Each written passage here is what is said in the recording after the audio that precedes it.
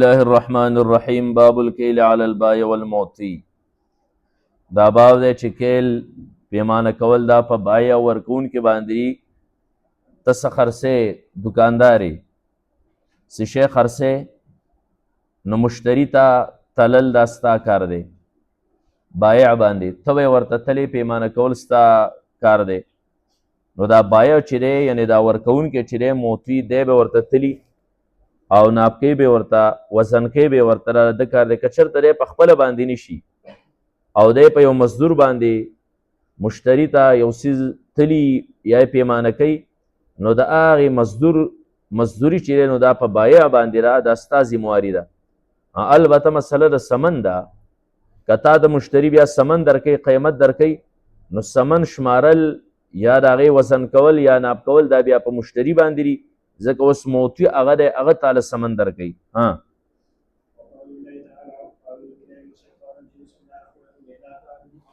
الله تعالی فرمایي واذا کالوهم کله چې تاسو ناپ کوئ د هغو دپاره کالوهم یعنې اصل کې کالو لهم. امام بخاري وایي واذا کالوهم کله چې تاسو ناپ کوئ د هغو دپاره او وزنوهم یا وزن کوئ د هغو دپاره یخسرو نو بیا کمې کوئ تاسو. نو پته ولګېده چې بل ناپ کول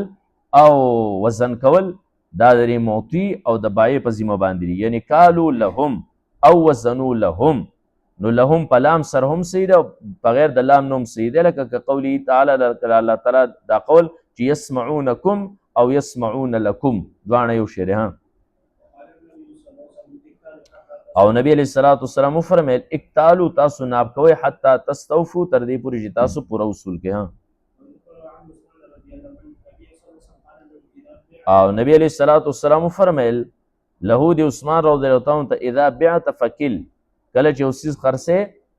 نو ناپ کوئ یعنې ناپ کول ستا په ذمه باندې. و اذا ابتعت او کله چې ته اخلې نو فکتل په بل باندې ناپ کوه یعنې کله چې ته اخلې د بل نه نو چې ستا کوم بیه دی په ته یې در خرڅې په هغه باندې ناپ کوو چې دا مال ناپ کا یعنې ناپ بیا په هغه باندې دی ځکه اوس هغه بایع دی. نو په بایع او په معطي باندې ناپ کول وزن کول دا د کار دی.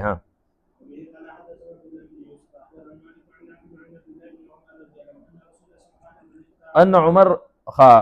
عبد الله بن عمر رضی الله عنه فرمای ان رسول الله صلی الله علیه وسلم قال نبی علیہ السلام فرمایل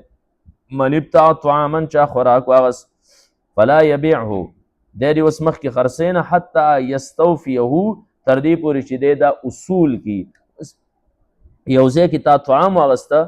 نو طعام دی را اصول کړی نه دی قبضه کړی دی نه دی خپله قبضه کړي نه یې راوستی نو دا بیا ناجایز دی چې مخکې ته په بل چا باندې ورخرڅ کړي اول به یې قبضه کړي ستا بیه به تام شي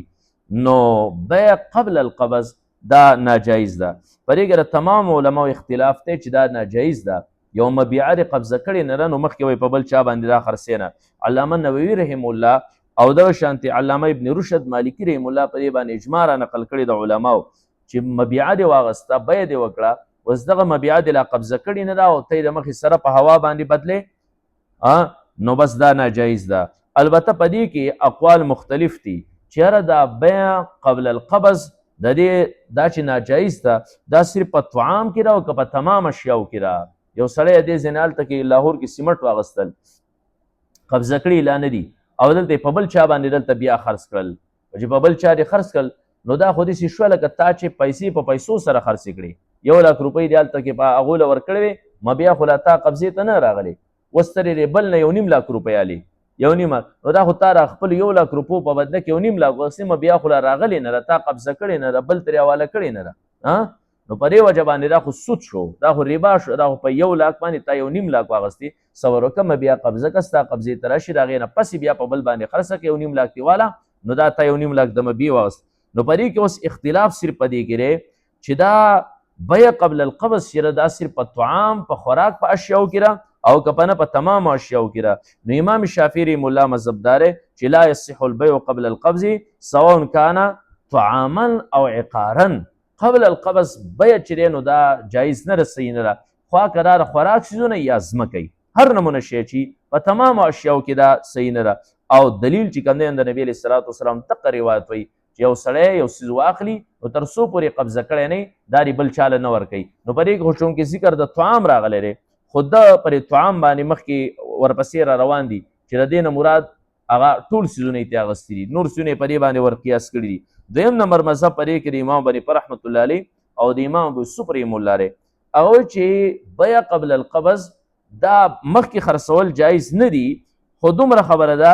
چې په منقولاتو کې منقولي اشیا دي په دې کې ناجایز دی چې یو ځای نه بل ځای ته اوسي نقل کېږي، نو په دې کې قبضه کړي دي تر څو پورې نه نو دا مخکې په بل چا خرڅول ناجایز دي. او هغه څیزونه چې هغه غیر منقولي دي د یو ځای نه بل ځای ته بدلیږي را بدلیږي نه، لکه کور دی مثال په طور ځمکه را، نو په دې کې بیا جایز دي. او د هغو دپاره دلیل دا دی چې دلته کې لفظ دا د طعام صرف راغلی. امام احمد ابن حنبل رحم الله د هغه مذهب دا دی چې کم مکیلي او موضوني څیزونه دي، مکیلي او موضوني کم په ناب کې راځي یا په تول کې راځي، نو په دې کې بیع قبل القبض دا ناجایز ده. او کم چې غیر مکیلي او موضوني دي نو په دې کې بیع قبل القبض دا بیا هغه جایز ده.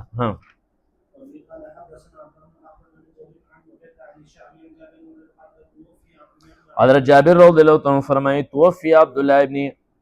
عمرو ابن حرام، زما پلار وی وفات شو. عبدالله ابن عمرو ابن حرام دا جابر رضی اللہ عنہ پلار دی وفات شو. علی دین نو په د باندې قرضې وي، د شهید کړی شو. چې کله شهید شو نو بیا په د باندې قرضې وي پردی. نو حضرت جابر رضی اللہ عنہ وایي چې ما چې سوچ وکړې د پلار د قرضې خو ډېرې زیاتې دي او دا خو زه نشم ادا کولی، نو رالم د نبي علیه الصلاة والسلام خواله فاستعنت النبي صلی الله علیه وسلم علی غرمایی، ما امداد طلب کړ د نبی علیه الصلاة والسلام نه علی غرمایی په قرض خواهانو زما د پلار، کوم خلک چې زما د پلار قرض خواهانو زما په پلار یې قرضه وه، نو ما نبی علیه الصلاة والسلام نه امداد طلب کړ. څه امداد به طلب کړو؟ ان یضعوا من دینه،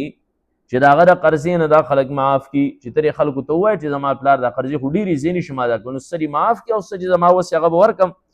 نو نبی علیہ الصلوۃ والسلام سید فطلب النبی صلی الله علیه وسلم الیہم، نبی علیہ الصلوۃ والسلام زمانه پلار د قرض خواهانو طلب وکړه چې دا پلار وفات شو، شهید شو او دا غریب اوس دغه قرضې نشي ادا کولی، تاسو د بګیسه معاف کړئ. فلم یفعلوا، نو دیو داسې ونه کړل، زموږ ځانه غریب والی دی. فقال لي النبي صلی الله علیه وسلم، نو نبی علیہ الصلوۃ والسلام ماته وی حضرت جابر رضی الله عنه وی اذهب لاړ شه، زمونږ خو د کجورو باغ خو هغه کجورو باغ خو ډېر کم و، هغې خو ټولې قرضې نشو ادا کولی، نو ماته اذهب لاړ شه فصنف تمرتک اصنافا، او خپلې کجورې دا جدا جدا کا، جدا جدا کا، صنف یو قسم، اقسام اقسامې کا، چې کم قسم والا کجوري دی هغه جدا کا، بل قسم والا جدا کا، یعنی څه مطلب العجوة علی حدة، عجوه کجوري جدا کا، د دې نه جدا ډېره کې جوړ کا. وعسق زید، نو عسق زید کجوري چې دی دا علی حدة دا جدا کا، دغه شانتې نور قسمه کجوري پرې باغ کې نو دا ټول قسمونه جدا جدا کا. ثم ارسل الی، بیا ماته یو کس راولېږه چې کجوري دې وشو کولی او هر قسم دې جدا جدا بیلې بیلې کړي، یو کس په ماته راولېږي نو زه به بیا درشمه، نو د دې نه به بیا انشاءالله قرضه ادا کوو. ففعلت، ما دغه شان وکړل. ثم ارسلت الی النبي صلی الله علیه وسلم، بیا مې یو کس نبي علیه الصلاة والسلام ته ولېږه چې کجوري مو وشو کولی او جدا جدا مې کړي. فجاء نبی علیہ الصلوۃ والسلام راغی فجلس علی اعلاه، د پاسه پې کېناست او فی وسطیه په منځ کې کېناست، بس برکت پکې خدای ور واچو، لږې کجوري وي او ډېرې قرضې وي. ثم قال، بیا ماته وی چې کل القوم، ترجمه الباب سره کل القوم، دې قوم له تلا، ځکه بای ورکو معطی به هغه تلل کې که نه، ماته ناب کوه دې خلکو له. فکلتهم، نو ما هغو دپاره ناب کول شروع کړل، یو براته لکه زما په پلار دې څومره قرض ده دومره هله کجوري، بس ناب کول مې شروع کړل حتی تر دې پورې اوفیتهم الذي لهم، اوفیتهم الذي چې دیو له مې پوره ورکړل هغه قرضې لهم چې د دوی زما په پلار باندې، او وبقیت تمری، او باقی ماته زما کجوري پاتې شوي، داسې راته پاتې شوي کانه لم ینقص منه شیء، لکه د دې نه د سره ورو چا کمي کړي دي هم نه، ونډې قرضې هم تې ادا شوي او واپس هم دې پاتې شوي. دا معجزه د نبي علیه الصلاة والسلام الله تعالی په لږو کجورو کې برکت ور واچو. فراز د شعبي نه داسې روایت کوي چې حدثني جابر عن النبي صلی الله علیه وسلم، جابر رضی الله عنه د نبی علیه الصلاة والسلام نقل کوي فما زال یکیل لهم حتی ادى، چې دی همیشه و چې ناب کولی خلکو له دا کجوري، څوک به راته زما دومره قرضه ناب کولی همیشه حتی ادى، تر دې پورې چې غونډه قرضې ادا کړه. نبی علیہ الصلوۃ والسلام ته فرمایل چې الک جذ له کجوري وشو کوا فاوفي له پورا پورې دیو تا والا کا